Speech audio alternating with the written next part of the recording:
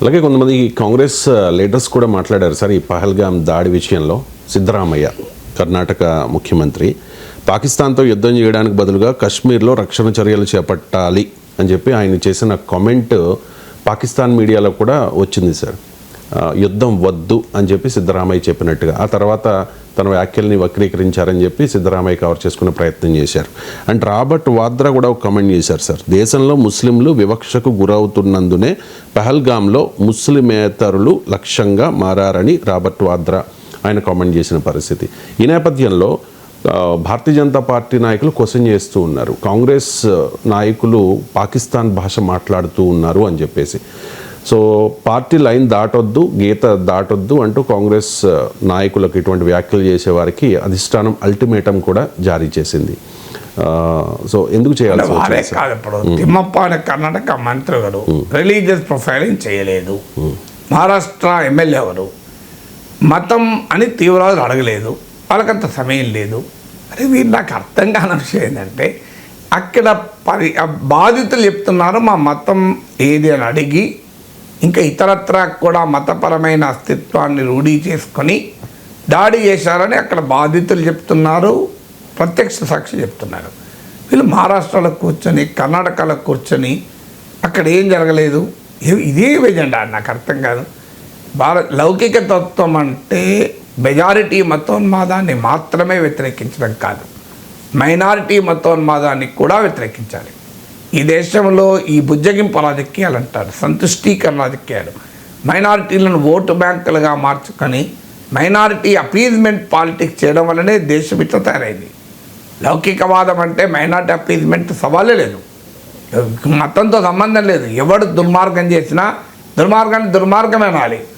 So వాళ్ళ తరఫున వీళ్ళు ఎందుకంటే ప్రవక్తలుగా మారిపోతారు, ప్రతినిధులుగా మారిపోతారు.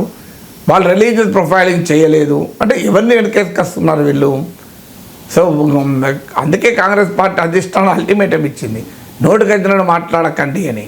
ఎవరికి రోజుంది వాడు మాట్లాడతాడు. ఆ పార్టీ కాంగ్రెస్ పార్టీ అనేది ఒక వర్కింగ్ కమిటీ, ఆ వర్కింగ్ కమిటీ యొక్క తీర్మానము స్టాండు ఇది ఈ రకమైన మాటలు మాట్లాడడం వల్ల మొదలే బీజేపీ ఎదురు చూస్తుంటుంది. ఒక మాట ఛాన్స్ దొరికితే దాన్ని స్పిన్నింగ్ చేసేస్తాను.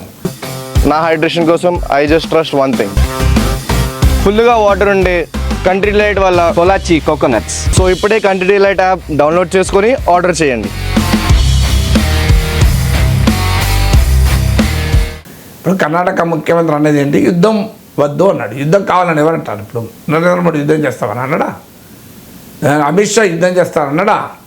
ఎవరు యుద్ధం చేస్తామని ఎవరలే కదా. రక్షణ మంత్రి యుద్ధం చేస్తా అన్నాడా? సో సిద్ధరామయ్య ఎవరు యుద్ధం వద్దు అన్నాడు. యుద్ధం మంచిది కాదు, భద్రతా చర్యలు తీసుకోవాలి అన్నాడు. యుద్ధమే చేయాలని అవసరం లేదు పాకిస్తాన్ బుద్ధి చెప్పాలంటే.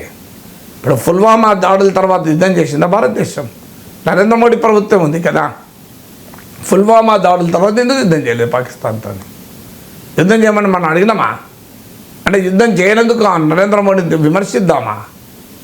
పుల్వామా దాడుల్లో ఘోరంగా మన సిఆర్పిఎఫ్ సైనికులు ఉచ్చకోతకు వచ్చారు కదా. మనం బాలాకోట్ స్ట్రైక్స్ జరిపి వదిలేసాం కదా. యూరీ దాడుల తర్వాత సర్జికల్ స్ట్రైక్ జరిపే దాడి చేశాం కదా. బాలాకోట్ స్ట్రైక్లు అయితే అవి మిలిటరీ దాడులు కాదని కూడా చెప్పాం కదా. మరి యుద్ధం ఎందుకు చేయలేదు నరేంద్ర మోడీ ప్రభుత్వం? యుద్ధం చాలా గొప్ప కార్యం అయితే మరి మోడీ ప్రభుత్వం పుల్వామా అప్పుడే చేసుంటే అసలు ఇది కూడా జరిగేది కాదు కదా, పహల్గామ్ పని అయిపోయేది కదా. అందువల్ల యుద్ధోన్మాదం మంచిది కాదు. యుద్ధం అంటూ వస్తే శత్రు దేశాల చర్యల వల్ల యుద్ధం అంటూ చేయాల్సి వస్తే దేశభక్తియుత భారతీయుడు ఎవడూ వెనక్కి తగ్గడు. యుద్ధం అంటూ చేయాల్సి వస్తే దేశభక్తియుత భారతీయుడు ఎవడూ వెనక్కి తగ్గడు. కానీ యుద్ధం కావాలి, యుద్ధం అంటూ ఉన్మాదాన్ని దేశభక్తి గల ఏ భారతీయుడు చెప్పకూడదు. రెండు వేరు. యుద్ధాన్ని కోరుకోవడం వేరు, యుద్ధం వస్తే నిలబడడం వేరు. యుద్ధాన్ని మనం కోరుకోం, ఎట్టి పరిస్థితిలో కోరుకోం. కానీ యుద్ధం అంటూ వస్తే ఎట్టి పరిస్థితిలో భయపడం. ఈ రెండు వేరు కదా. సో అందువల్ల యుద్ధోన్మాదం మంచిది కాదు. యుద్ధోన్మాదం చేసేవాడు సోషల్ మీడియాలో పండుకుంటాడు, బార్డర్ దగ్గర కూడా పోడు, అసలు దూరం బయటికి కూడా రాడు. నిజంగా నీకు అంత ధైర్యం ఉంటే యుద్ధం కోరుకున్నవాడు వెళ్ళి ఒక 2 రోజులు యుద్ధం చేసిరా, సరే అది మీ దగ్గరికి పోయి. ఎందుకు చేయవు కహానీలు సోషల్ మీడియాలో ఎందుకు? అందువల్ల యుద్ధాన్ని ఎవరు కోరుకోలేదు. మోడీ యుద్ధం చేస్తానని లేదు, అమిత్ షా యుద్ధం చేస్తానని లేదు. అసలు ఆ మాటకైతే పుల్వామా దాడుల తర్వాత కూడా యుద్ధం చేయలేదు, ఇది మర్చిపోకూడదు మనం కదా. అది నరేంద్ర మోడీ బలహీనతగా చెప్దామా? అందువల్ల యుద్ధం అనే కాంటెక్స్ట్ వేరు. కానీ మీకు మతం అనే వాళ్ళు అడగలేదు, మనం ఎవరండి చెప్పేది? వాడు అడిగాడని చెప్పి ఆ బాధ్యతలు చెప్తుంటే అడగలేదని ఇక్కడ కూర్చొని చెప్తారా అండి? ఎవరి ఎజెండాను మోస్తున్నారు మీరు?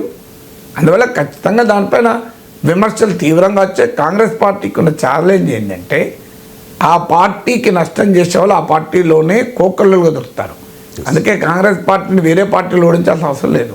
సొంత పార్టీలు చాలు, వాళ్ళు ఎక్కడ చెట్టు వాళ్ళే నడుపుకుంటారు. అది కాంగ్రెస్ కల్చర్. ఎవడు దోచినట్టు వాడు మాట్లాడితే, అది కూడా సెన్సిటివ్ సబ్జెక్ట్ పైన కనీసం ఒక పార్టీ లైన్ కట్టుబడి ఉండాలి. బీజేపీలో సాధ్యమా? ఎవరన్నా పార్టీ లైన్కి భిన్నంగా మాట్లాడితే వెంటనే తీసిపడేస్తారు. సో అందువల్ల కాంగ్రెస్ పార్టీ హైకమాండ్ అందుకే గట్టి వార్నింగ్ ఇచ్చింది. ఎవరు మాట్లాడినా ఊరుకునే ప్రసక్తే లేదు. కాంగ్రెస్ అధికారిక వైఖరి అఖిలపక్ష మీటింగ్లో చెప్పాం, ఇది పాకిస్తాన్ దుశ్చర్య, దీన్ని భారతీయులు అందరూ ఖండించాల్సిందే. కేంద్ర ప్రభుత్వం తీసుకునే ప్రతి చర్యకు మేము మద్దతు ఇస్తాం అని కాంగ్రెస్ పార్టీ ప్రకటించింది. That is Congress party stand final.